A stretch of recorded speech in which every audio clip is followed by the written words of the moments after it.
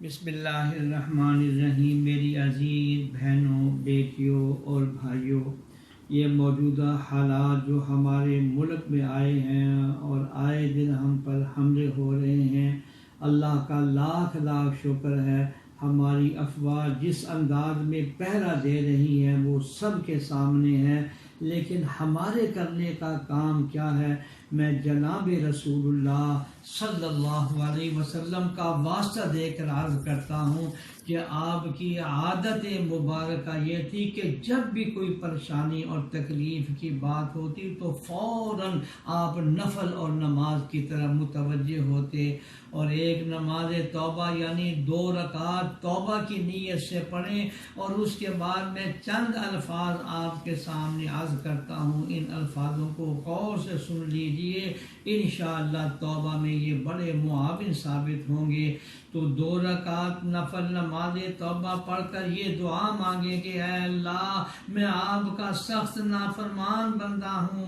میں فرما برداری کا ارادہ کرتا ہوں مگر میرے ارادے سے کچھ نہیں ہوتا، اور آپ کے ارادے سے سب کچھ ہو سکتا ہے۔ اے اللہ، میں چاہتا ہوں میری اصلاح ہو مگر ہمت نہیں ہوتی،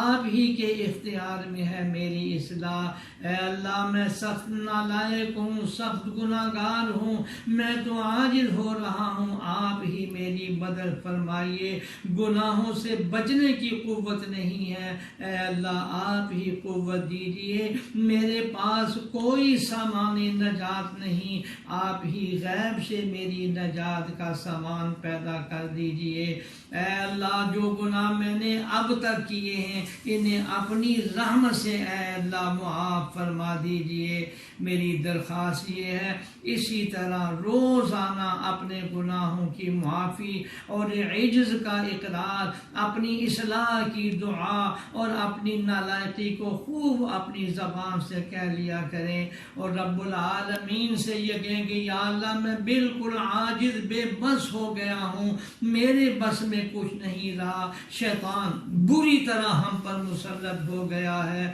یا اللہ ہم عاجز ہیں تو آپ تو عاجز نہیں، ہم بے بس ہیں تو میرے اللہ جی آپ تو بے بس نہیں۔ آپ نے جگہ جگہ قرآن میں ان اللہ علی کل شیء قدیر فرمایا ہے، تیری قدرت کا واسطہ دیتے ہیں، ہمارے گناہوں کو معاف فرما، معاف فرما اور معاف فرما، اور ہمارے اس پیارے ملک جس کے لیے لاکھوں قربانیاں کلمہ طیبہ کے نام پر دی گئی ہیں، یا اللہ اس کی حفاظت فرما، اور اس کی حفاظت کرنے والوں کی حفاظت فرما، اتفاق و اتحاد کی نعمت ہمیں عطا فرما،